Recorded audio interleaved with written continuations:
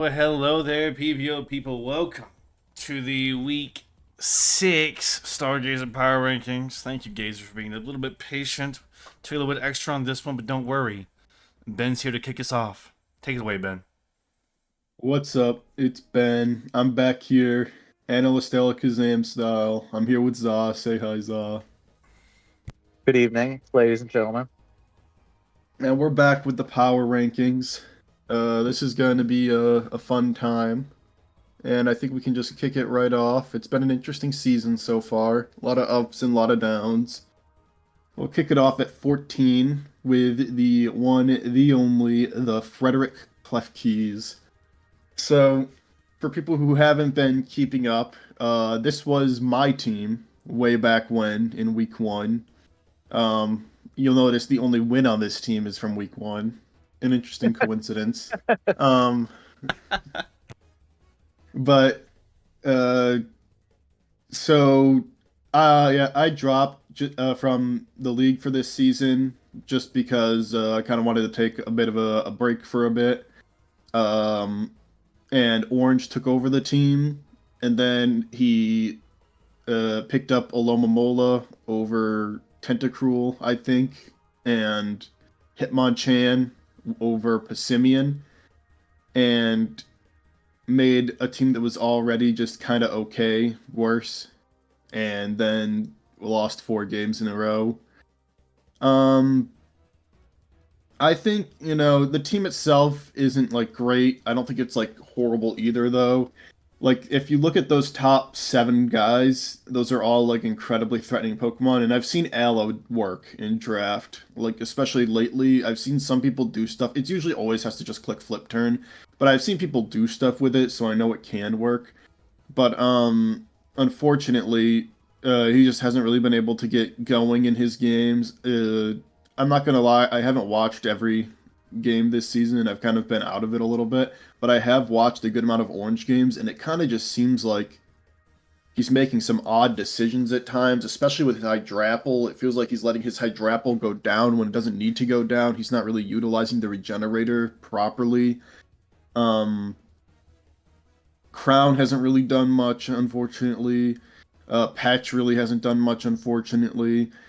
Uh, I think maybe he should start like trying to set screens for his Hydrapple. I do think Hydrapple can win. Literally, like the Hydrapple's top 10 in kills. I do think Hydrapple can win pretty much any matchup with Terra if you pick the right Terra and you utilize it properly in the match, because it's like a catch-all Pokemon that can do almost anything. So the fact it's not happening currently is unfortunate. It's sad to see where my team has gone from week one. What do you think, Zah? Uh, I think that Orange has a couple of mental blocks with 3 of these Pokemon, right? Definitely Kyurem and almost assuredly Pecharunt and Tinglu. So it's interesting that he took this team because I for whatever reason, he just can't seem to get those 3 guys to work with his style. I think the Dio speed sets and the Hydrapple sets have been like okay. Like you said, I don't know that he's been getting the consistent value throughout the game, really using the Hydrapple some weeks the way you would use the Torn, the fact it gets its health back, the chip it does is permanent. So you kind of get your value throughout the game. I think the team has heard if he was going to make changes was to get another full screener that's not Dio speed, so that like it could get the value from its points. But then you had like something in this lower range even that was more utilized in that spot to take use of the bulky offense with Hydrapple and Kyurem. Because you figure with those two, with some bulky offense plus Crown setup plus Dio speed cleanup, like Ben mentioned, there's no reason this should lose every game, right? Like that's overkill, even if it's not an outstandingly built team in the classical sense. There aren't really that many good teams this season. So, like I think preseason, I said that I thought there's no reason this like absolutely couldn't win. This actually has a good matchup into some of the top teams. So now it's too late for I think for Orange to get back in the playoffs. But yeah, I If he mean, 6-0s all his last 3 opponents, he would probably make playoffs, but that's yeah. So unlikely. yeah, like I said, just cooking too hard, and I just don't think these are his guys. Those 3 guys, Tinglu, Petch, and Kyurem, RNG, cross these off the draft list. Just don't ever draft these guys again. Not anyone, just you personally. Don't draft those 3 guys. Yeah, for sure. And all right, we're going to 13. So at 13, we have the only winless team. I mean, this is just really unfortunate all around. It's the Nevada County Caterpies. Um, so just a really unfortunate circumstance all around. Because I think this guy was like 1 or 2 in our preseason power rankings. We actually really Yeah. like this team. Um, I've watched some of the games, I've watched all the games for Nevada actually, and it's, a combination of getting a bit unlucky in the games, something goes wrong pretty much every game, and then also all his games are super close, so when things go wrong, it kind of compounds. He's not really getting the full value out of Excadrill, in my opinion, in these matches. Toxtricity is an interesting choice to have on this team. I think that's a pickup. It's not showing on the. Yeah, it was a pickup. It was a pickup. Yeah, it's not showing on the transaction thing, but I'm pretty sure Toxicity was a pickup. I really like Conk. I think Conk is really strong. Losing Fez, I think, is bad. I think that's a unfortunate trade for him. But I kind of get why he did it. You're desperate at this point. I mean, there's no way he's making playoffs. You can't make playoffs at 3-5, so he's pretty much done for. It's just a really unfortunate circumstance because if you look at all these matches, -2, -3, -2, -2, -1, all these games have been incredibly close. The one against Tottenham in particular was amazingly close. And it's just unfortunate that he's been losing all these close games. And there's been some, like, for example, in week 1 in my game, he missed 2 Dracos. I think I had like an okay shot, even if he hit him, but he did miss them. And it's kind of set the precedent ever since then. Uh, and all these games have just gone quite poorly for him. But because there's also like some misplays in between. Like for example, against he goes like Excadrill against Tottenham this last week, and he kind of just loses Excadrill for no reason to a Focus Blast against a plus like 4 Tornadus. So that's bad. So like I don't know if he's made enough misplays to lose every single game, but in combination with the bad luck he's had, with the 1 or 2 misplays he makes every match, it's made it so he's lost every game very close. What do you think, Zah? Yeah, I think if you look at this, like honestly, 0-5 plus, I mean, -10 is kind of like a crazy stat line. Like if you see somebody 0-5, usually they're -20, -17. Like he's only losing by an average of 0-2. He's definitely gotten relatively unlucky in some of these games. I think because we talked about before the season, he had all the speed, but he also has like virtually no bulk on the team, which I think we mentioned. Like because he doesn't really seem to use Conkeldurr that much, who's kind of good. And if every week you're bringing the Pult and the bundle, you're really weak to hazards. Your spinner doesn't ever like really want to use spin. There's no reason to use Talonflame. He doesn't seem to be using the screens that much from what I remember. So part of it is luck, part of it's maybe building and like maybe being used. He really liked Registeel. He likes like Volcanion. He might like prefer bulkier offense, and he's not used to playing with these paper thin guys. Also, the not really like as cool and as good as Bundle and Pult are, they don't really do that much damage. So this team undercover like really doesn't do that much damage if the Excadrill's not in or you're not using Band Azumarill. So he's been bringing like Meloetta a lot of weeks, and I feel like he just doesn't have. He's not getting the chip, and he's being forced because he doesn't have a defensive presence to bring Excadrill in the middle of the game, so he doesn't get swept by stuff.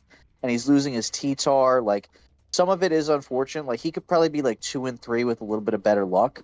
But I also feel like this play style might not match this super fast, like have to anticipate double switches, really positioning the Excadrill well team. Maybe not using Conkeldurr enough to get some bulk and some trades to get chipped to get the Excadrill into a better end game. And maybe I will just not say, like. Go ahead. yeah, I will say, because I looked back at some of his games against like Metal and G-Shar, he Terra's Meloetta instead of Excadrill a lot. I think that's a bit of a mistake because I think Excadrill puts on just way, way more pressure when it Terras. He really likes tearing the Meloetta Fairy, like, a lot. He does it very often.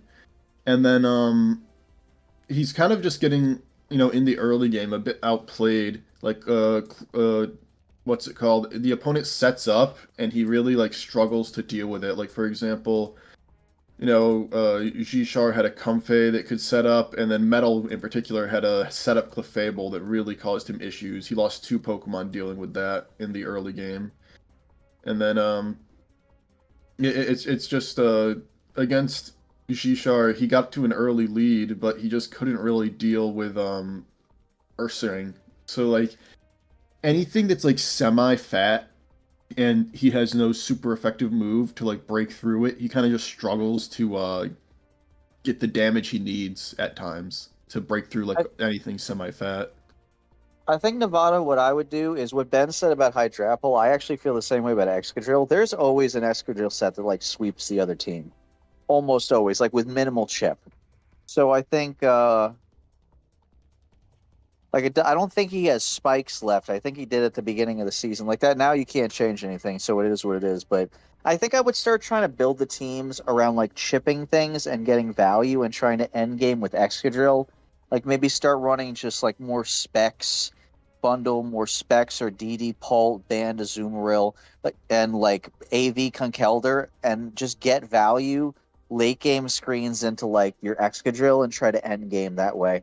Because I feel like the Excadrill, if I'm not doing well with this team, right, my strategy is going to be my last guy to die is going to be Excadrill. I'm not going to let this guy die in the middle of the game anymore. I must, even if I lose 5-0, my goal is to make Excadrill be my last guy. That's what I would try to change because I feel like that needs to be your end game plan, and you got to chip things. And if Excadrill dies in the middle of the game, I feel like that's the biggest issue that's happening right now. All right, I think we can move on to number 12. The Worcester Woopers. So this is an interesting team. I think this was around mid-pack last season, or I mean preseason.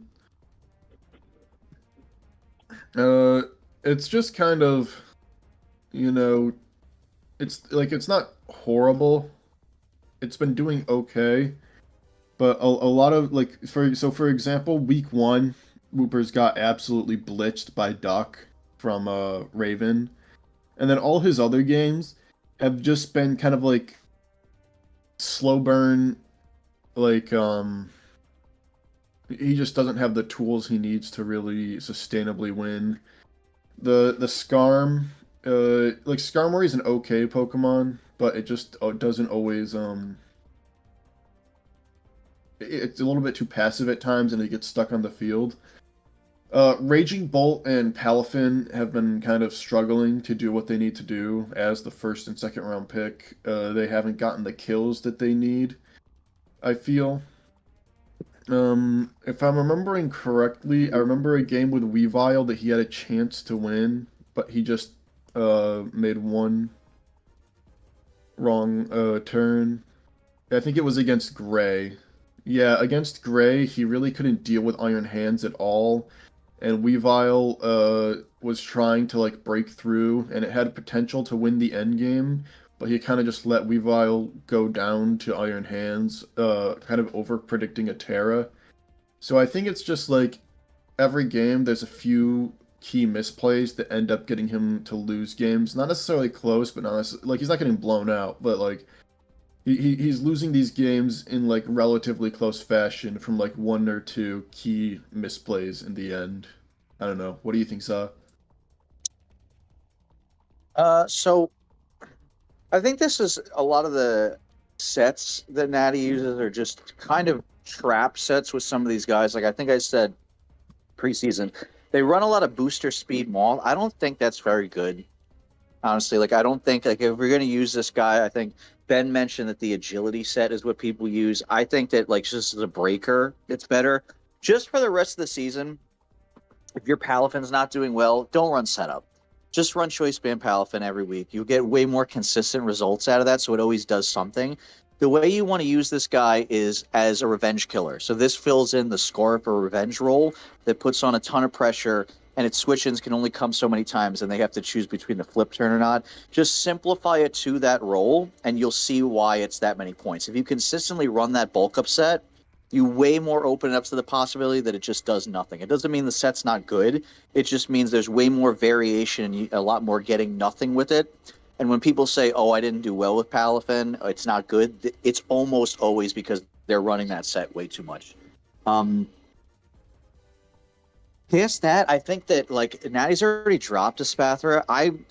We used this in mocks because they played Philly, and it was destroying Philly's team. Not because he couldn't do anything to stop this guy. So I think they really underutilized this guy. And I think at the beginning of the season we said having this and Moth seemed weird because if you're going to draft the Espathra, I think you should just be using that because it's so many points then for just a guy sitting on your bench. Other than that, I feel like it's just some like older type Pokemon playing too slow, like too much Wish, Sylveon, too much Skarmory. Just sit like the Iron Defense Skarmory that got encored week 1. Like just an old style of Pokemon that's going too slow. Like we need more offense. Specs Bolt, ban Palafin, SD Boots Weavile to finish the game, or SD Boots Weavile to break.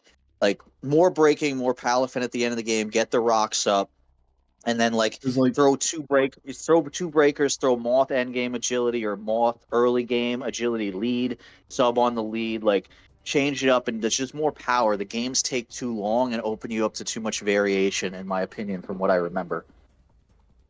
because like I like looking through the games, he just struggles with like any form of fat, like the metal game, the Philly game, even the hands in the what's it called game. This is actually like very similar to Nevada. If there's just something like fat on the field, like the Philly game, the Dunsparce Terra watered, and he just like completely struggled to break it at all, which was kind of unfortunate. Um, it's like I could see why, because like his breakers are all water like weak slash they get resisted by water except for Bolt. So if Bolt is dead or isn't coming to a match, which like if you look, Bolt's only played 3 games, so it hasn't come to every match. Then you really have an issue with water types. So like I saw Slowking with Metal was doing big issues for him. Water to Dunsparce from Philly, Hands, even though it didn't Terra. Anything that's like relatively fat, he has a really hard time breaking through, and his guys get whittled down, which is unfortunate. Yeah, I think go for the last couple of weeks, guy, especially with these bottom teams. I'll just give some suggestions that to simplify gameplay. This team just hasn't been doing enough damage, and the games are going way too many turns.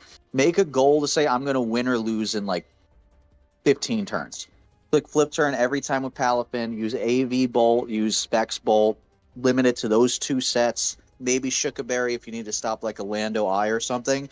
Get one breaker in. You have your ban, your Specs guy. Get Moth on the field, Terrifier, Choice Specs, Overheat. Like, do some damage. Simplify the game state for Palafin so he can pick off his kills.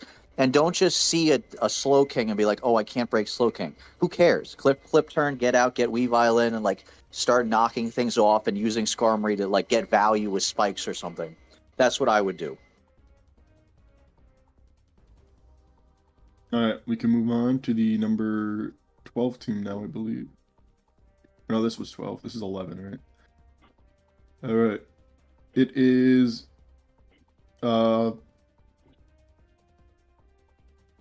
Nico and the Monument Frostoms. I forgot he changed his name a bit. So this team is still very odd.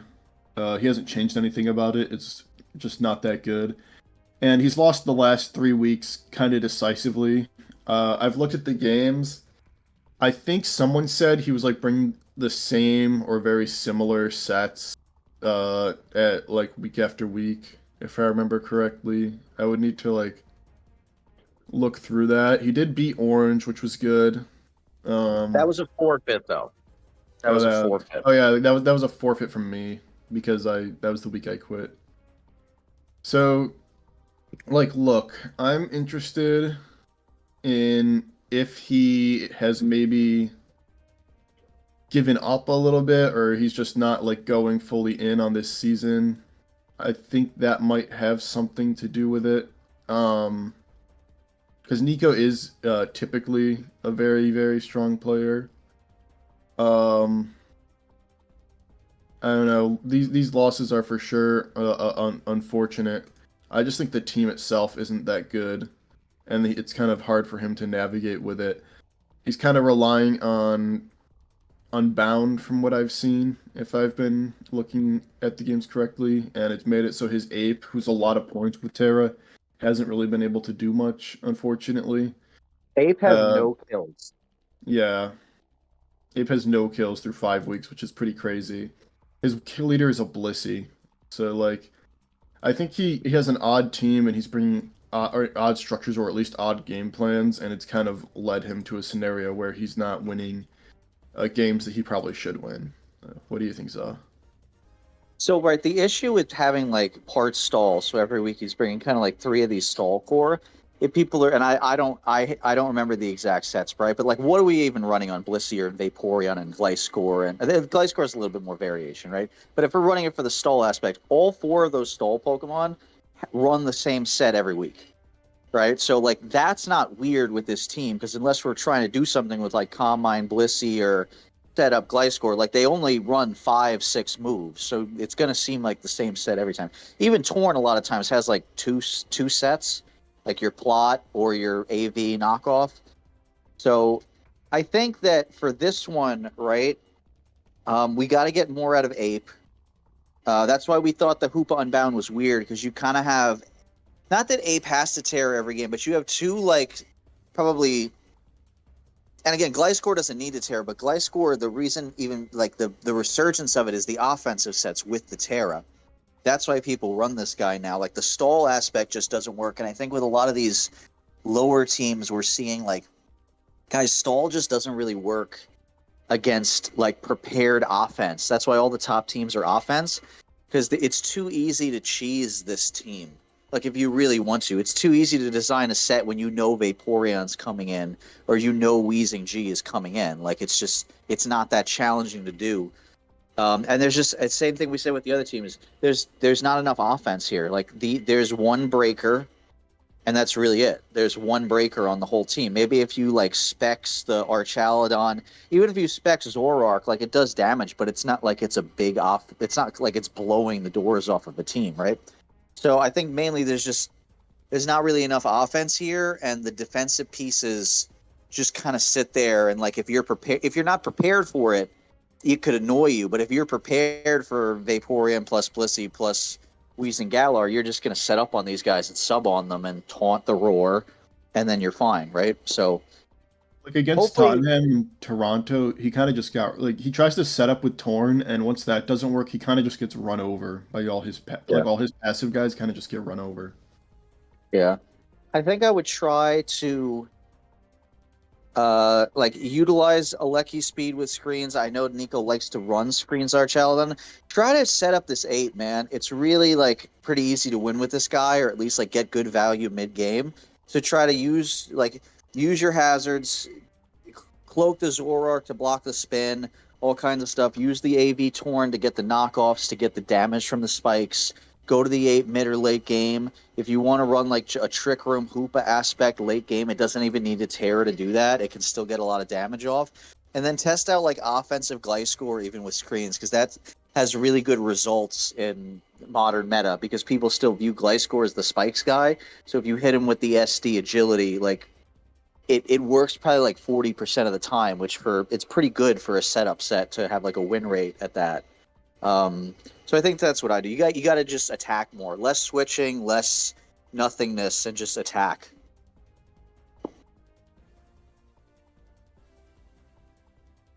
Yeah, for sure. We just need some more offense here to get these games going, so you don't get run over. Like look, you need kills on your guys, on your ape, on your score, on your arch, on your Horrorwark who hasn't even hit it the field. All right, Yeah, we can eight move on. Zoroark is not bad enough to not come to any games, right? This guy's not that bad. Yeah, I brought him a ton of DGBA. I really like that guy. All right, next we got Mug and the Sunnyside Screamtails. So the Week 5 game here hasn't happened, from what I'm noticing. Um, I do remember all of these games. Mug's been having a bit of an unfortunate time up until this last week, where things kind of went her way against Philly, which is really good. That's really nice because Philly is a top tier contender, so getting a win on him is really, really good. Just the way Mug has been playing, I think she's been getting a bit unlucky, but I also think it's maybe a little bit too passive at times for how offensive this team can potentially be. I really liked the way she played against Philly, for example, really getting aggressive with like Primarina, getting aggressive with Darkrai, getting some predictions right. I thought all of that was really, really strong.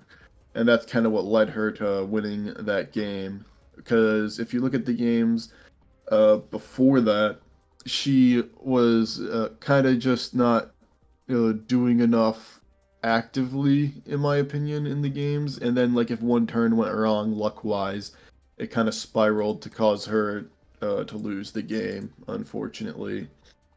I think... Did she get rid of Porygon 2, or does she still have Porygon 2? She got rid of the Porygon 2. I think that was the right call.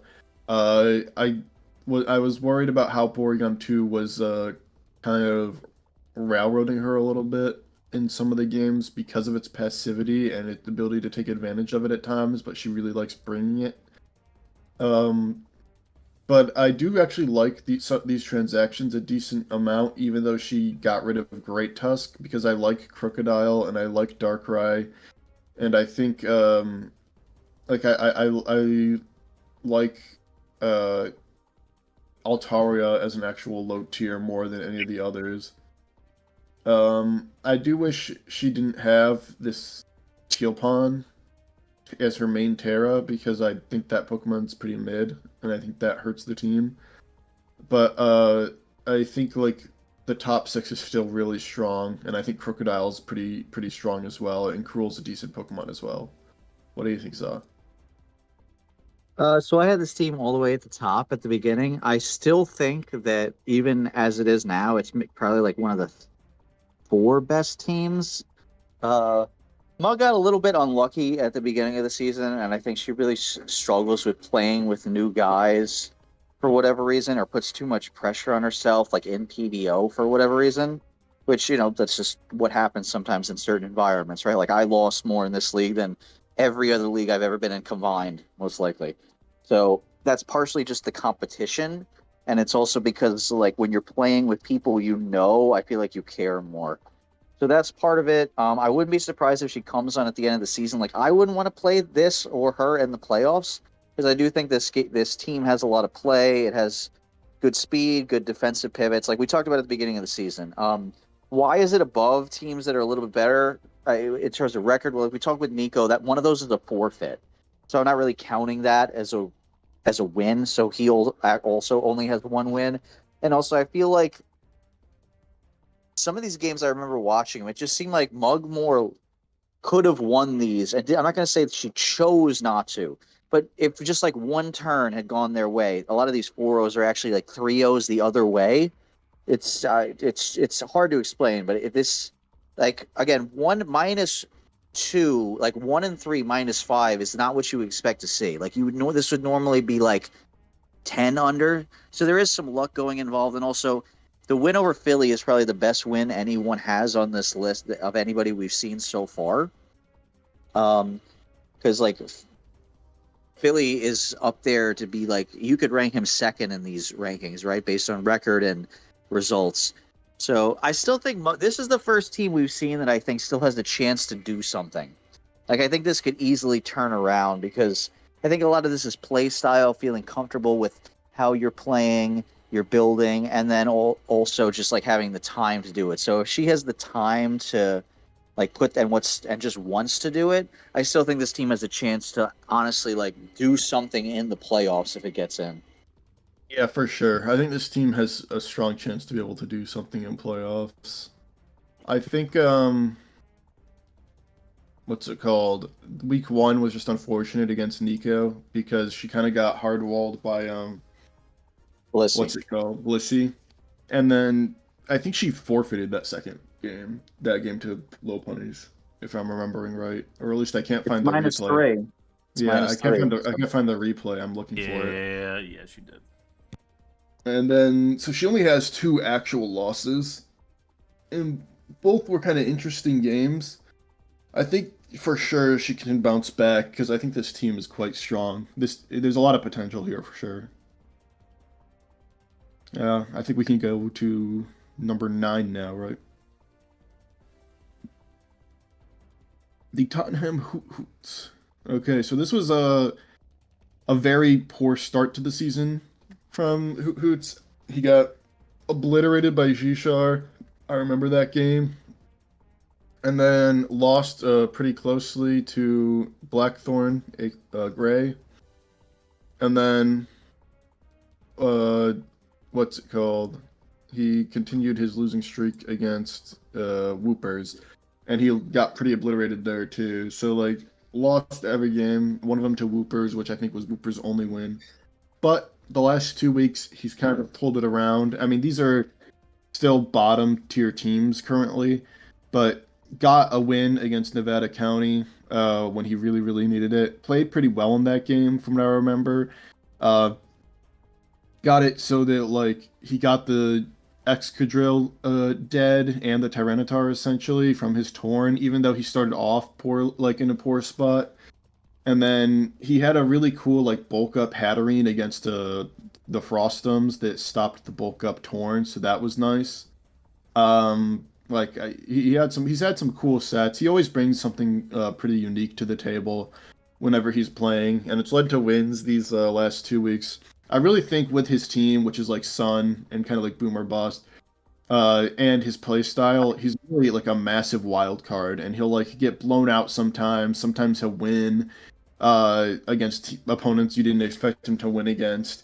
And he always kind of just like scrounges up the wins so that he's not in realm of getting relegated. He still has a shot at playoffs. He's always kind of in that like tier of like I'm here scrapping, I'm here fighting for the wins. You know what I mean? The team, it's still just Sun. I'm glad we got rid of Boulder. That really is nice. Anti-synergy Torn is funny, so you just got to run Bleak when you can never run Hurricane. I do wish the Wake was Terra still. It's still not, which is unfortunate. But you can't change it now, so we're stuck with that. I like having Hat. I think Hat was a good pickup. I think that's a good call. We said drop Hilligan, and he did. So he has like some real support guys at the bottom here, like Rotom's real. Hisu and Samurot's very real. His ground being Gligar sucks though, but hey, what can you do? If I'm looking at these transactions, did he even have a ground beforehand? So he upgraded from not having a ground to having one. So there's that at least. So I think the team's slightly better. He's always going to have like a puncher's chance with the Sun. What do you think, Saw? Yeah, I mean, looking at the record, it's possible he can get in the playoffs, right? Like he could win 2 more games. He's 2-3. So what does he need to win? Just 2 more? Yeah, So 2 more. 2-1. Yeah. So I think he could get in. I think it's interesting that he's chosen this base form Tornadus as like his signature guy, because the Chi-Yu is just even. The Venusaur has no kills, which Venusaur is like one of the reasons to run Sun and like Terra Venusaur, in my opinion, because it's actually really, really good. And also, like, gouging fire hasn't really even done anything. It's -2. So it's all just this Tornadus getting 2 sweeps, essentially, is how he's gotten his wins. 7-1, and everyone else is like Yu's trading, but everything else is so mid. I mean, Samrock cleaned up that last one, but yeah, I mean, he could definitely do something with this team. Like weather is a matchup for him. We all know that, and Sun is harder to play than Rain. Although I do think it can be good. Like there are pieces on this team that could be good, like without the Chiyu, and Chiyu still hasn't really done. It hasn't been terrible. It's 3-3. It's fine. Um, yeah, Tottenham could get in, and you don't really want to play this guy or this style in a game that really matters because like anything can happen, right? And if you just happen to not match up well against it, there's not always something you can really do. But he's got the mode with the spike setting and the spin blocker and gouging fire mid game into what I would do is Venusaur end game, but what he does is Tornadus end game. So yeah, we're here. We'll see. He could end up 2-6. He could end up 4-4. We're gonna find out. Yep. All right. With that, we can move on to number 8 on our ranking. We have the Toronto Staraptors, one of the guys who went up from last season. So Staraptors has had a very interesting season. Rough start against Philly and Grotles. Bounced back against Sunnyside. I believe that was a what's it called? A Halucha sweep at the end there. He's really been utilizing this Probo Pass a lot. It's come to 3 games. It's got 3 kills. He used it against Frostoms as well. And Woger also has been doing some good work for him so far. I think the team is slightly better now than it was before, maybe. I like Klefki, at least, as a steal more than Magnezone. Necrozma's interesting as a non-Terra option. It's kind of like a more defensive piece when it's non-Terra. His team is like kind of odd and fat, but he's getting the he's getting the kills from like Halucha and Wogerpon more than anything, which is, kind of interesting. Ursaluna hasn't really been able to get the kills that it needs, but he can set up Trick Room with like Necrozma maybe for the Ursaluna. That could be fun. I don't know. It's kind of an odd team, kind of an odd season overall for Toronto. What do you think, Za? It's an interesting team. It's been a lot of all or nothing, so it's tough to judge. I think that this is a part of what we talked about earlier, and that like on some of the matchups, like against Babettes or Banettes, whichever version of the team we're calling it now. I know why they brought the Terra Perry Probo Pass because they couldn't beat Baxcalibur. But I think you would have been better off a lot of times, and even just other teams that are listening to this. If you don't have a good defensive check for something, don't bring a bad one. Just bring offense and try to not let the thing hit the field. That's usually a lot easier to do than it sounds like it is, especially with the offensive tools that we have now. So I think when you have the like Terra Halucha, who's actually really good, and we've seen it in another division this season, not as much here, but still a little bit. If you have something like that should monopolize the Terra, even there's some interesting things you could do with Ursaluna, you really shouldn't Terra Probo Pass because you feel like you can't beat something. Go on offense, like you have the option of like Steel Halucha in that scenario. This one I still think because the combination of Terapagos plus Orgerpon Water plus Halucha, and even just random Necrozma being there, this is actually a really dangerous team. Like when I was getting ready to help play this team, I felt like this one should win, be honest with you, because it just has a lot of annoying stuff to have to account for. But I think like as we've seen as we've gone up, the more offensive teams have ended up near the top.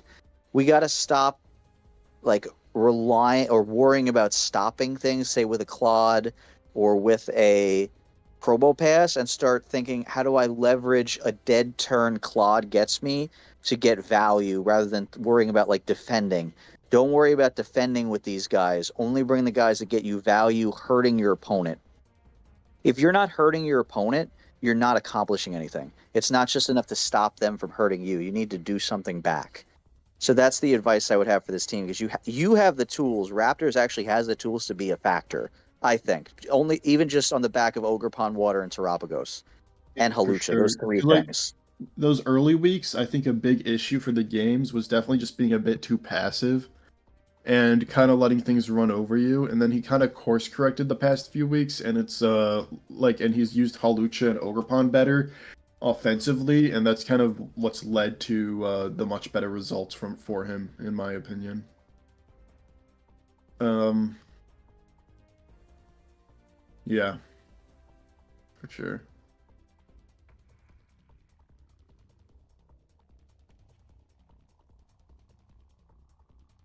All right, next up is Metal and the Clefemboy Hooters.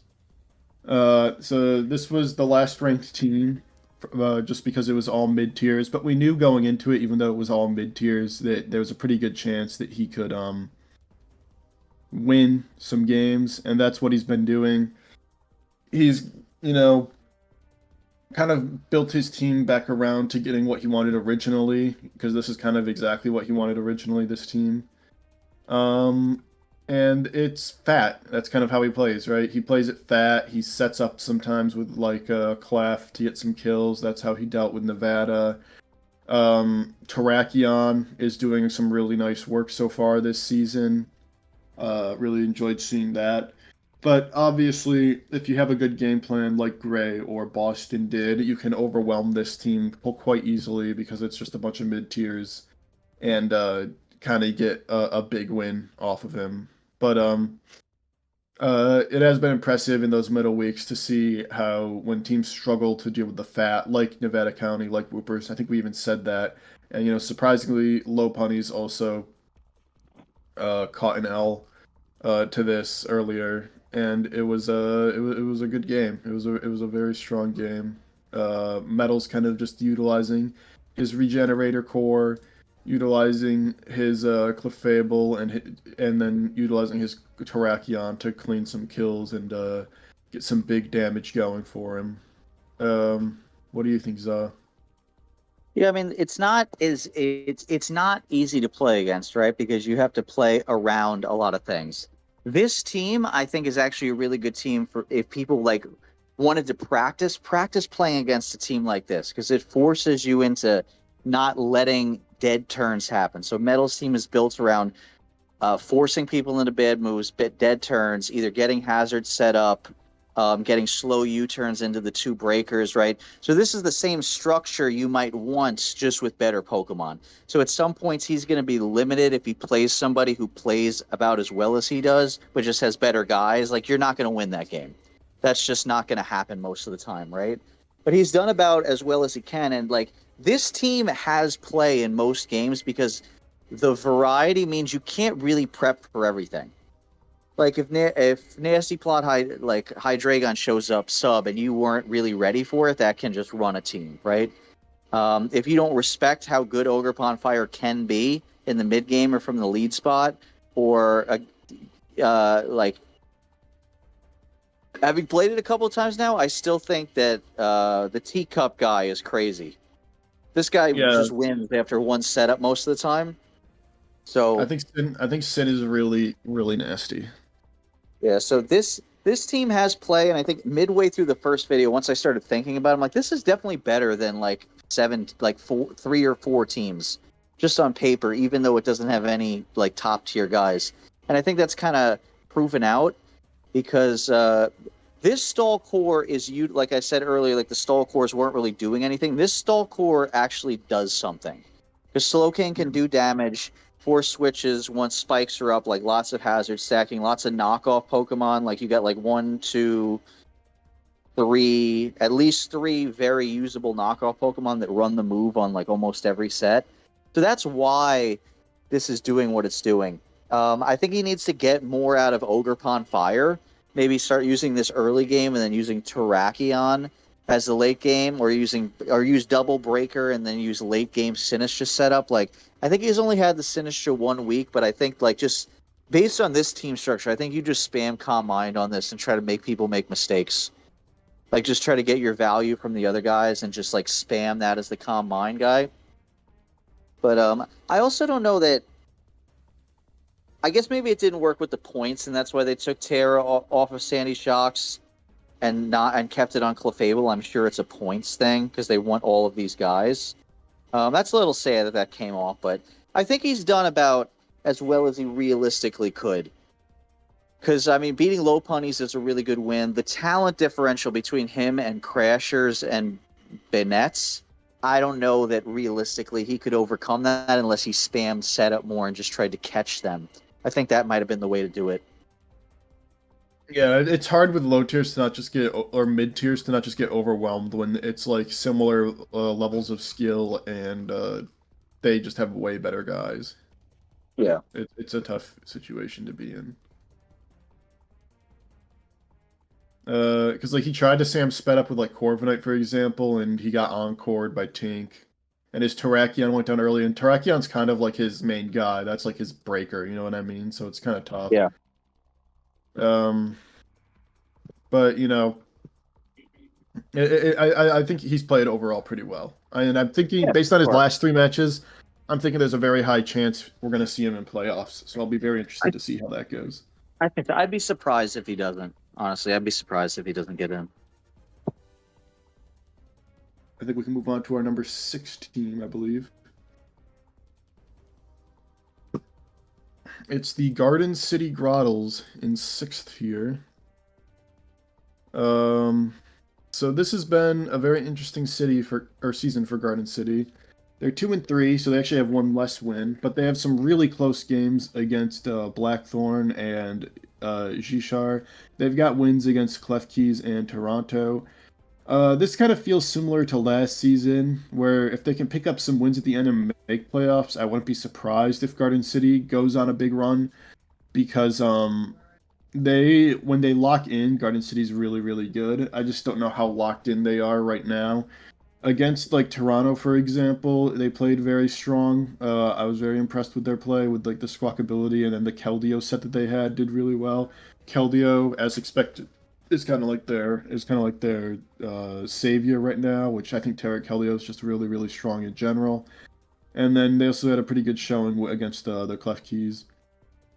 The Jishar game and the Blackthorn game, you know, those games were really close, could go back and forth either way. Against Mary, just got a little bit out-prepped, in my opinion. I believe the Heatran was kind of problematic in that game, from what I remember correctly. But, like I said, a bunch of Terra transactions on the right here. Probably made the team better overall. Having Treads and Tusk is pretty funny. You know, there's some type overlap going on, but you have a lot of strong Pokemon at least. Terra Lokix is good, and Terra Boulder. Without Terra, Boulder isn't that good. With Terra, it's okay, but I'm worried because Keldeo wants Terra and Boulder wants Terra. So that could be kind of problematic. But overall, I think Grotles is in a decent spot, and if they can win some games and make playoffs, I like their chances of making some waves. What do you think, Za? Yeah, I agree. I think they have 2 1-0 losses to like teams that we still haven't seen yet, right? And I think there was some weird stuff at the end of the Gray game. Like I feel like Grotles probably should have won.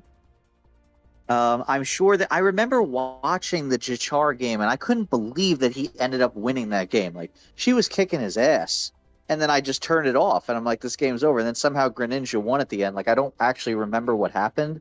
Like if that was he played really well or she threw or what happened. But like so both of those 1-0s could be different, and then she might be like 2 in this ranking. Grotles, get rid of Boulder. This guy sucks. Like just get him off your team. He sucks. Every time he never kills anybody. It's not you, I promise. It's this guy. Just because, like, can you imagine ever wanting to Terra Boulder instead of Keldeo? Like, shouldn't you just always Terra the Keldeo? Like, if we're trying to win? Tusk and Treads is funny, but yeah, this is a team. This is the first one. Like, I think this could probably win. Like, I don't think any of us would be shocked if Grotles gets in the playoffs and wins, because they have the talent. Like, between Tusk, Keldeo, it's a little bit top heavy with these top 3 guys. It's all about leveraging this Keldeo, which is also why I think it's I understand why the tear is on low kicks, because that's a good secondary happen. Yeah. Oh, is it 2? Isn't there 1 week to drop people left, or did I imagine this is the last week 6 is the last week you can make any transactions. Oh, we can. So yes. On week 6 you can. Week 7 and 8, no. Yeah. I guess you probably can't replace the speed, but just like I feel like having that option, and Boulder always seems like it'll be good, just hurts Keldeo anytime it gets the Terra taken away from just like doing Surf or sub-electric or something like that. But yeah, for the most part, I think this has been a little unlucky, maybe a little misreading of end games or like getting too comfortable in the middle of the game. And then I also don't feel like Grotles is really trying that hard. So if they try harder and they get more invested, spend more time like getting ready for the games, this is definitely nobody will be shocked if they win. At least I won't Yeah. be. Yeah, I did just watch back the Jishar game, and they were in control. They probably should have won with Komodo if they had a better set. The Komodo kind of just had an odd set because the Komodo got all set up, and then kind of something odd happened. And then yeah, she should have won that end game, but it's just some poor rolls, and then I think the one bad decision kind of cost it for her. Yeah, the two 1-0 losses on this list, both I remember being like weird. Like Yeah, like she could have won those. it wasn't like the opponent made some big brain play. It was like either a bit of luck plus a bit of like maybe a questionable play, not a straight up misplay, but a very questionable play. And then the other person played well enough to win at the end. But like I said, this would look totally different and they'd be like plus 7 or 8 and 4 and 2 or 5 and 4 and 1, whatever the thing would be. So that's why they're here above some teams with a better record. I feel like this one has a lot more upside. The record's a little misleading. Yeah, for sure. I think we can move on to number 5.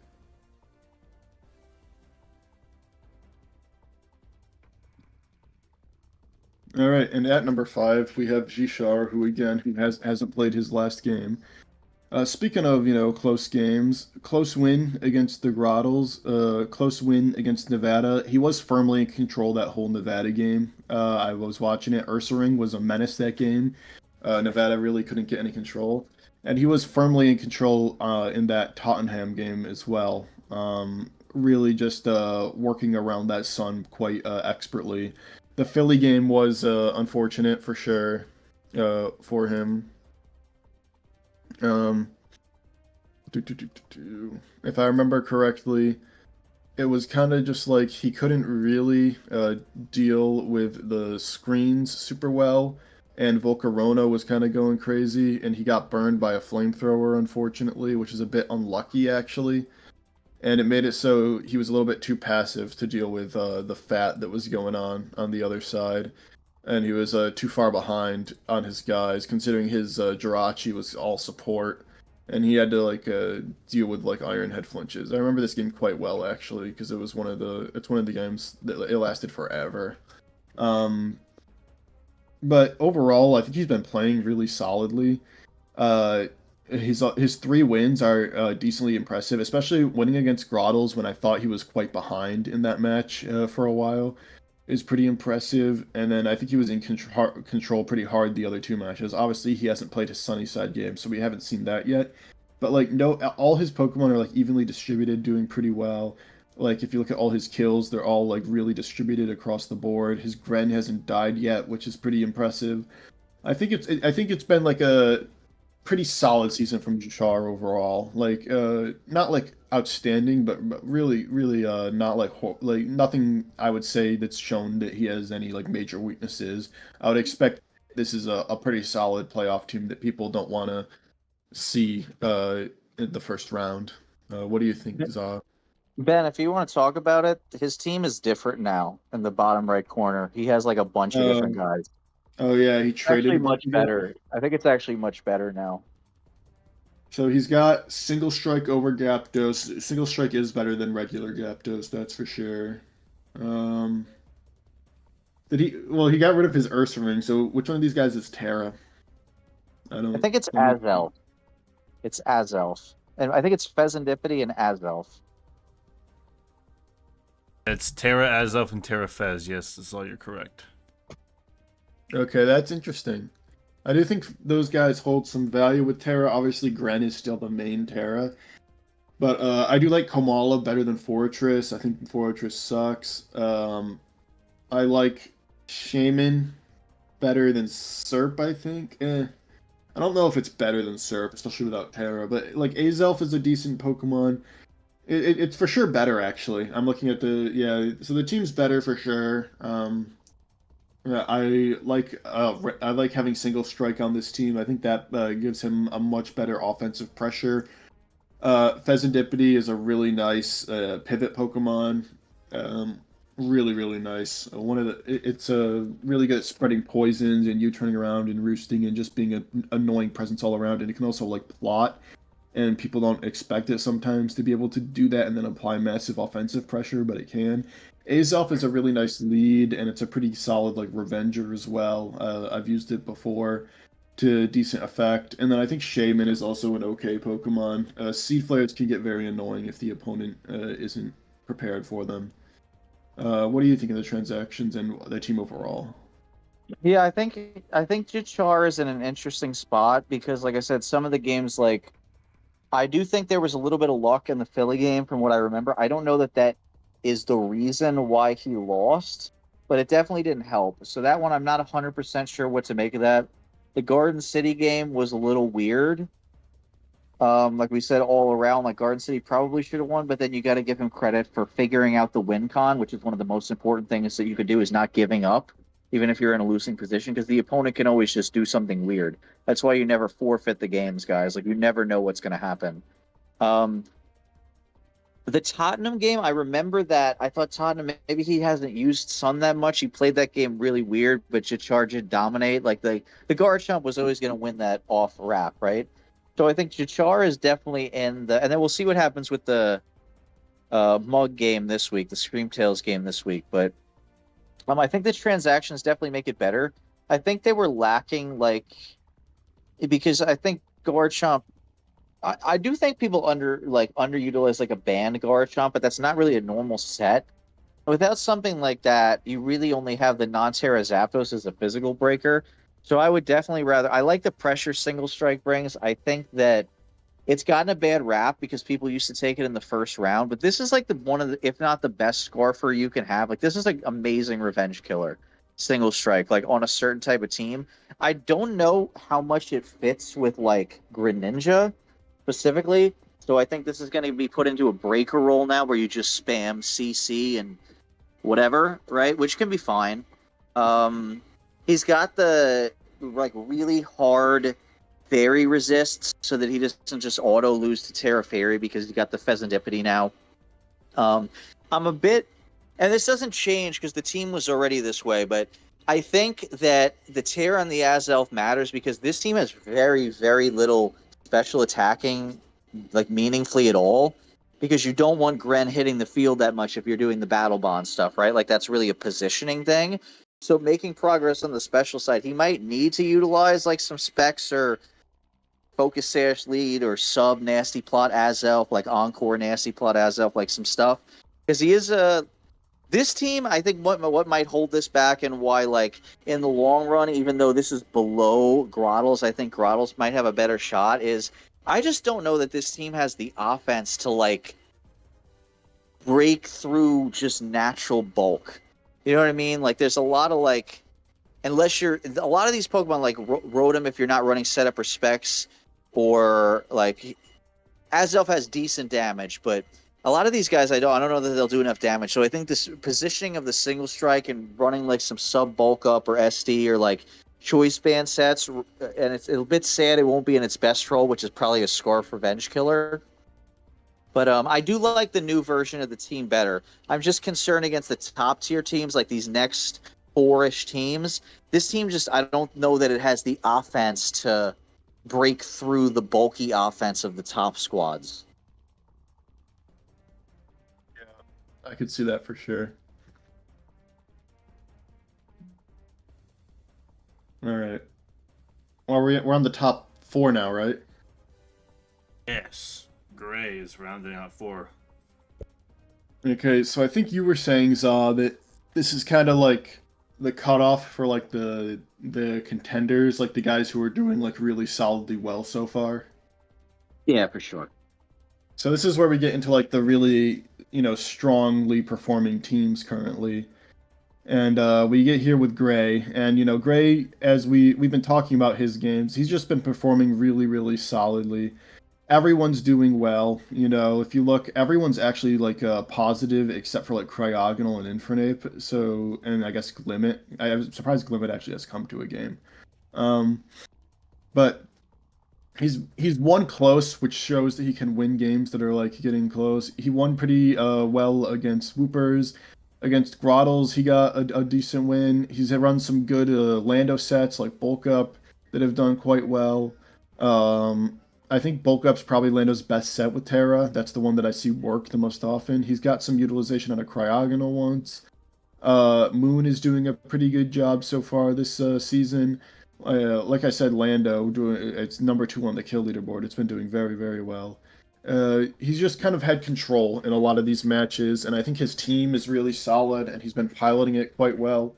He's brought an Ambrose once, which is pretty funny.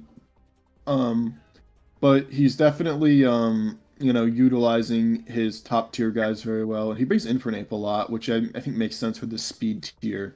What do you think, Saw?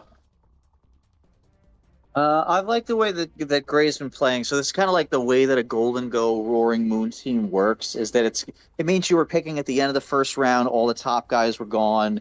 League either doesn't have or you didn't want to draft the really top Terra guys. So it's a really balanced team that's utilizing like one setup guy, whether it's Moon or Hands, bit of hazard stuff, but that isn't the only way you can utilize Golden Goal, like whether it's screen setter or like bulky offense again mid game. He has a lot of like at least trade guys. So like Terra Lando is almost never going to do nothing. Hands is always going to do something. Moon almost always going to do something if you run the band set, or if you want to run it as a mid game breaker or end game, the booster attack set will always almost do something. And Golden Go will always almost do something, but also none of them are really overwhelmingly strong. So that's why some of the games will end up close, because you get a lot of trades plus a little bit, and then you end up just overcoming at the end. And he's played only one of these other like top guys, and he played Philly to a really close game. I think the last game against Banettes will really show us a lot about if he's really like has just the Pokemon to be able to beat like these top teams. Not the coaching ability, because I think that he does, but whether sometimes having a team with like a few too many options is actually worse, because then you just like don't bring the right guy. So I think if figuring out how to get more out of Enamorous, because you should be able to do something with this guy. And then just more once we get against the top teams, figuring out a certain sequencing of who does what in what game. Although I think he's been doing a pretty good job of that. But I feel like when you play these top teams, you're going to have to get more out of the top 5, all 5 of them. Like Golden goes a little bit like just support now, a little bit more mid-game Golden Go, maybe to get something going, just so that people don't know what's going to happen. But people don't know what's going to happen. But I like the team. There's not really that much you can say, other than we want to see week 8. We want to see that game. We want to see against the top guys some W's. For sure. I'd like to see that for sure. Okay, I think we can bring ourselves to bring Glimmet. Oh yeah, I want to say bring Glimmet again. I like to see Glimmet do something. All right, so we've got Philly at number 3. Philly's been having a very interesting season. A lot of his games have been really close. He's been playing very interestingly. I think he's utilizing the Dunsparce very, very well. That's like been his main defensive piece, and I think it's kind of like helped him a lot. Against Woopers, for example, the Dunsparce was very strong. Against what's it called? The Jirachi All-Stars, the Dunsparce was pretty good there, but so was like Volcarona, for example. He's been kind of getting good use out of a lot of his guys, but really the Dunsparce has been like the main Terra and the main focus, and I think that's really solid overall. That's the direction he's gone in. Because so the Dunsparce is kind of like his Quagsire of this season from last season, but instead of it being Quagsire, it's like an actual decent Pokemon. Meowscarada has been picking off, getting kills, which I think is really solid. Sneasler has been pretty solid. Even though it's 1-4, I think Mamoswine's actually been doing an okay job. He's gotten some actual value out of Volcarona, which you don't always see. And Latios has also, at least been trading 1-for-1 decently. So all that's pretty good. The team itself is still, really okay. I think, it's quite fast, which I like in this day. It's got a bunch of power thanks to the top four plus Latios plus like Enamti plus Volk. All those guys are incredibly strong. Even everyone's come to a game, even Ampharos. And I think Ampharos has like some value as like a static kind of fat guy with Volt and stuff like that. So I really appreciate that. Week one against Toronto, he's just kind of been taking care of business in these games, except for against Sunnyside. I think Mug played quite well that match. She made some pretty strong predictions that helped her get the win. She psychicked on the Sneasler switch in and stuff like that. It was just Mug was like really needed a win there, and I think she played pretty aggressive and she got the win that she needed to get. But I've been very impressed by Flygon's ability to have some strong offense going on, while also utilizing the Dunsparce in kind of like a fat way, but also getting kills with it, so that he still has a backbone defensively that lets him take some hits. What do you think, Sa? Yeah, this has been a great season, right? Like when you look at the kill death, everything is doing what it's supposed to do. Like Meow is supposed to be 6-1, right? Like that's the point of Meow.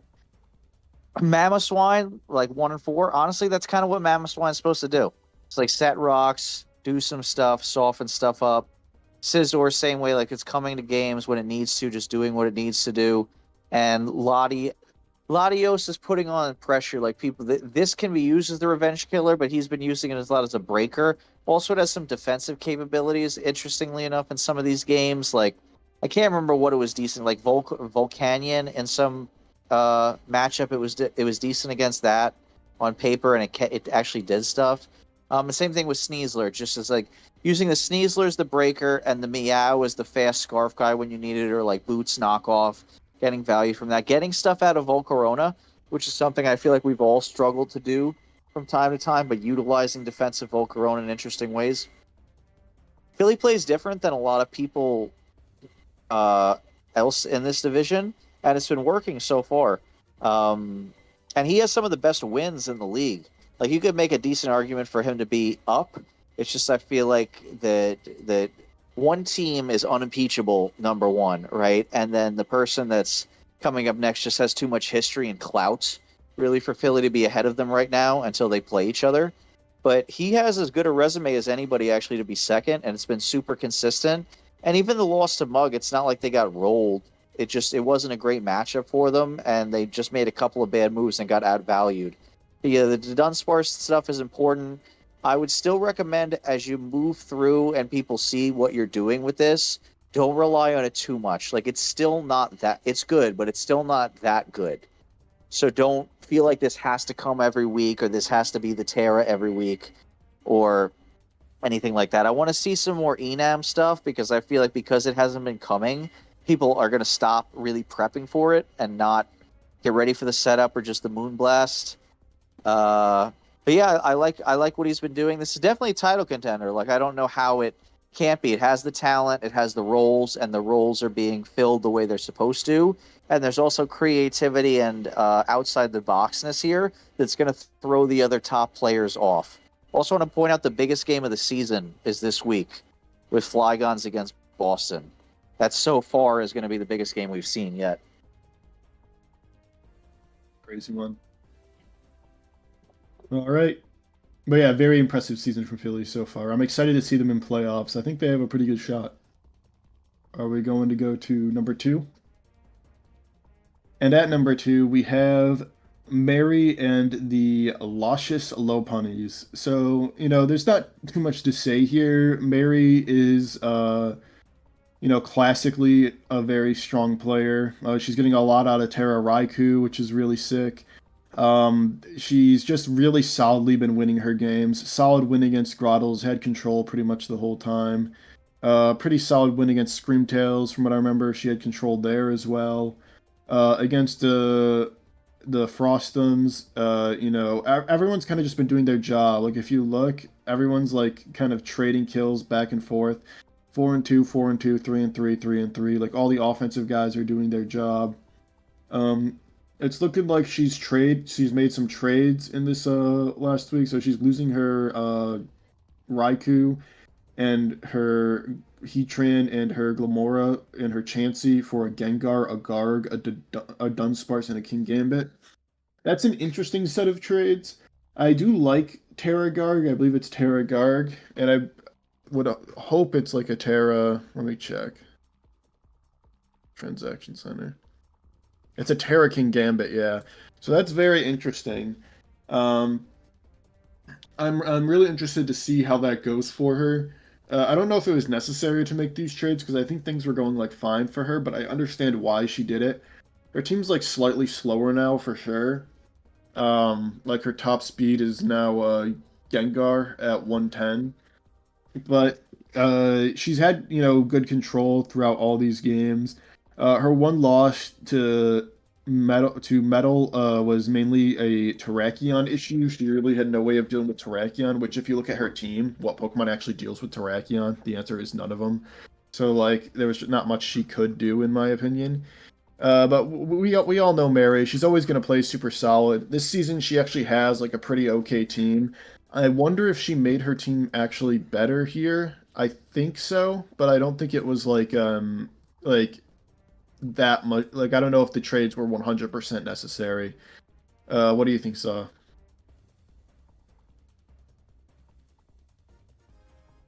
Hello? Za? Oh, he's muted. So I'll keep talking about Yeah, it. you're good. Oh no, I'm sorry. I didn't realize I was muted. I didn't realize that Mary got rid of Heatran. I kind of liked the Terra Heatran. She was using it well. That's kind of like a gamer Pokemon. Not Yeah, that Terra Kingambit is Heatran's so sick. I love Terra yeah. Heatran. Like the idea that Kingambit is going to do stuff with Mary using it. Like, let's be real. This is going to be a guy, right? Garganicles also like I feel like too many people started drafting this and not doing anything. Not I don't mean in PBO, I mean in the community in general. So that this happens all the time, and then people are like, "Oh, Garganicle's not good." You just run one thing with whatever Covert Cloak. I'm like, no, that's not how it works. That's not how it works. I'm telling you, like if you position it well, it's extremely annoying, especially to build with. Like the idea you did just putting Covert Cloak on something isn't a massive nerf to one of your guys if they don't bring this guy. Like that's not the way anything works.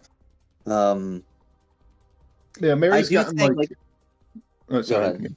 Oh, okay. Oh, I was just saying, like, I looking at the games, Mary's been ahead like the whole time in all her wins. She's been comfortably in the lead. Like against Grotles, Heatran applied massive pressure early. Against Frostoms, Dragonite applied massive pressure early, and then she's ahead. And she has like the bulk to like kind of stay ahead and just like angle her Pokemon around with pivots, and then get into the position she wants and kind of just pick everything off. She's not sweeping necessarily, but I think that actually shows a level of control that she's not sweeping, and that she has like the game on lock, kind of just by pivoting to what the correct Pokemon is at the right time and making the correct read consistently, which I think has shown some impressive play with this team. yeah, I think that perhaps moving away from the Heatran lessens like the effectiveness of this as bulky offense because now we're bringing in Gengar over Raikou, which it's like in terms of spamability gives you more, but also Raikou is actually surprisingly bulky as bulky offense with like not losing that much in terms of special attack against the Gengar variant. So I'm not sure it's better, but it's funnier. So like Yeah, that'll be good. That'll be good for us as non-players. I think it'll be it all depends on how the Garg is used, because I Yeah. think losing Heatran is very unfortunate. But I think it also makes sense because Garg does need Terra to be like very good. Yeah. So like Oh, for that kind of sure. becomes your main Terra now.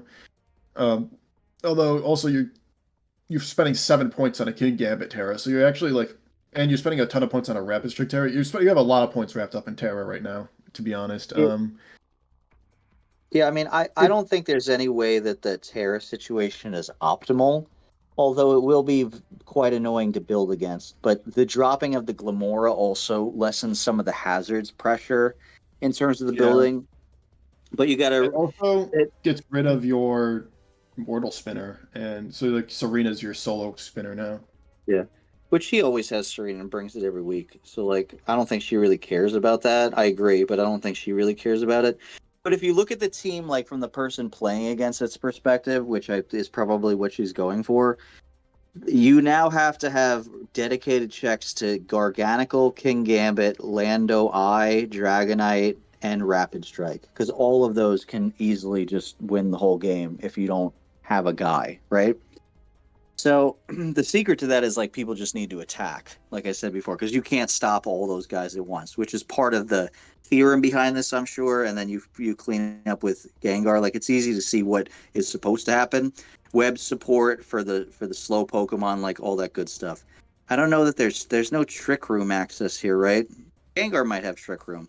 That would be kind of useful for this team also a little bit with his King Gambit, but um, yeah, this is definitely like a nightmarish team to prep for. I think if she's not on offense, might have some issues because she lost some of her bulk, and there's also not a ton of momentum here.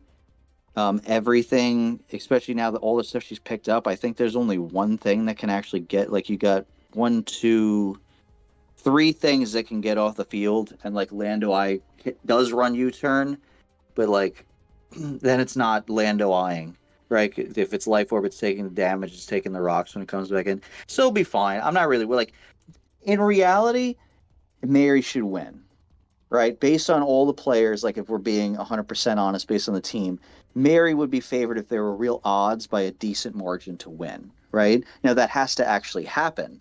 But that's the reality of the situation, right? Even if the team is slightly worse or slightly better, she just has to like actually do it. Yeah, for sure. I think we can move on to numero uno on this power ranking. And it's pretty obvious who it is. It's the Boston Banettes, who have been obliterating everyone pretty much. I mean, they've got 1 and 2 on the kill board, which is pretty insane, actually. The Duck has been. It started the season off with a sweep, and it's been just crushing opponents every week since. Bax has been going insane. Valiant has been doing a good job. I mean, he's been getting sweeps left and right. His closest game was against the Klefkis, actually. I think if I remember correctly, he had a pretty decent chance to lose this last week if he played the end game. Like I think there was a turn where if Metal clicked a certain move or went to a certain Pokemon, he could have lost, which is pretty scary. Like to a or not Metal. It was the which game? It was the Toronto game. The one against the there was like a Trick Room situation with Ursaluna, where if Ursaluna got in on the Trick Room, he probably lost. And I think that's the closest he's come to losing actually. But it's been just a dominant season from Raven and the Boston Banettes. Screens from Carbink, screens from I mean Meowstic hasn't come, but screens from Carbink or Meowstic, or even Tinkaton can run screens. Plus Bax or Quickwave setting up, or you know you could even be SD Valiant, Chili Reception and into Bax, the classic combo. These guys are just trading. The support is here. It's going crazy. Bloodmoon's applying pressure early. The two sweepers are sweeping. They're going nuts. Everyone's kind of clicking, doing what they need to do, except probably Thunderous, but that's fine. Just don't bring it that often, which we haven't, which makes sense. Um, Duck's only come to 3 games and he has 10 kills in 3 games. Granted, it swept week 1, but still, that's crazy. It's a crazy differential as well. It's just so obvious that Raven has been having the best season, just completely dominant. I'll let you talk a lot about this because I know he's kind of your protege, so you probably have a lot of insight into this season for him. Yeah, I think he's been doing really well. I think traditionally Raven's problem is he makes like one or two just inexplicable plays in a game, and that's really what used to hold him back. He's barely made a bad play the whole season. Like the one play Ben's mentioning, he switched he chillied when he should have just stayed in and like spam Brick Break or something, and he couldn't have lost. but luckily it didn't bite him in the butt. Like that, there was a lose con there. He played to his lose con, essentially.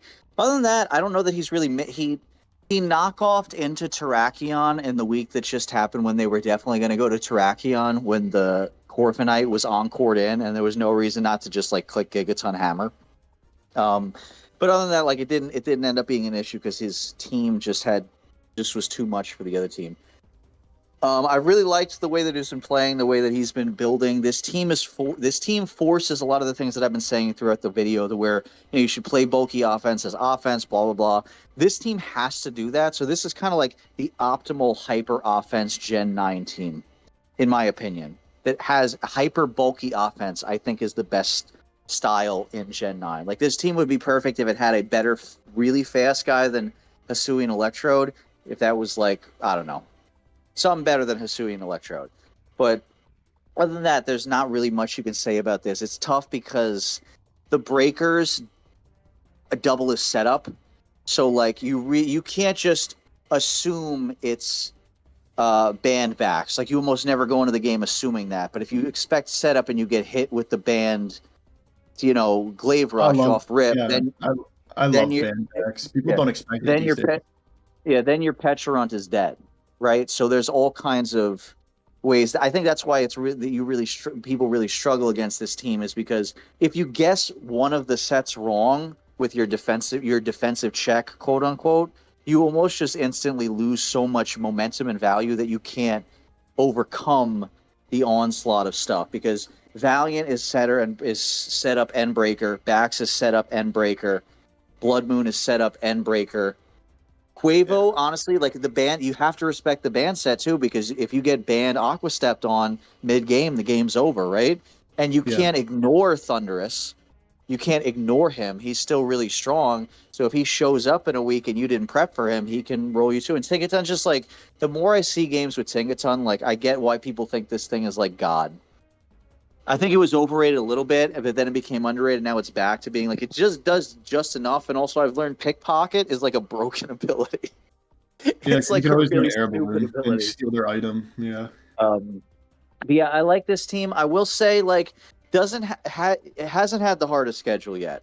Although a lot of these players, I think Nevada County's just got unlucky this season. He's actually really good, and Metal's good, and Natty's not bad. The team's just not that good, right?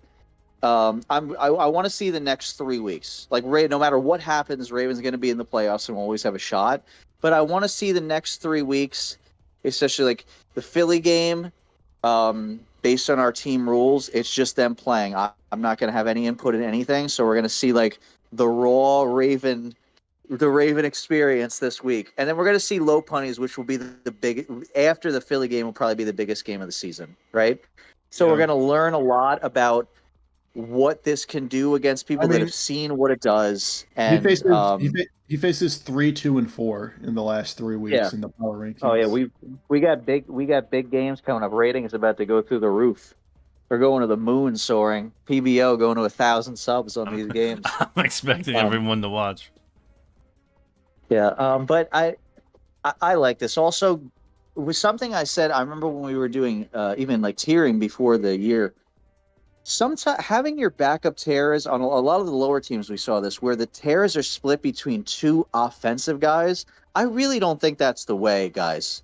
I think you should have one main offensive Terra, and then if you can put it on something like Glow King or Ting Lu or even like a Fezandipiti, in case you need something in a week where you just can't beat this guy. Like you can't beat Iron Crown setup. What happened against Ben's old team, Orange? We lose to Iron Crown setup. We have the Glow King to where we can put them into, if we need the oh shit button, Glow King Terra. Oh shit button gets pressed and we're fine. I think that has value. So just even anybody who's watching to the end, like that's another part. We wouldn't have won against that crown set without specifically Terra on this Glow King instead of it being on something else, like trying to mess around with the points to have Terra Thundurus and Terra Duck. It's not necessary, and I actually think it's kind of bad. I think it holds the team back from being up at the top. Yeah, good job, Raven. Our goal was to make the playoffs, and I don't think it's possible that he can't. So he's already exceeding expectations. Yeah, he's already exceeding it. Proud of you, man. Good job. Yeah, very good season from Raven for sure. And with that, I think we are done with the power Oh wait, ranking. we got to do our updated predictions because I picked Ben and he dropped out, so I definitely get to That make a is new pick. true. You do get to make a new I pick. still think Ben secretly might win. I still Orange think wins it Ben's somehow. Ben, no. Ben's the 30th entrant in the Royal Rumble. He's gonna come back. Yeah. Someone drops week 8 and I pick up the team and I Not metal, excuse me. Zob plans it to where Philadelphia drops. Ben joins. He has Philadelphia's team now. I'm gonna go with Mary. I think this is the season where she gets one. Although I wish she kept the Heat train, but I'll go with Mary as my pick to win the chip this season. I'm gonna go all in with you, big man. I'm gonna go Boston Banettes over Grotles in the finals. That's my pick. Not her losing I think twice in a row. Yeah, that'd be brutal for Grotles. I think Grotles will eliminate Mary in round 2. Yeah, I'm gonna go with Mary over Boston Banettes. I'll go Mary over Boston Banettes. All right, I think that's all she wrote, folks. Thanks for watching. We'll see y'all in a week or so. Yeah, postseason.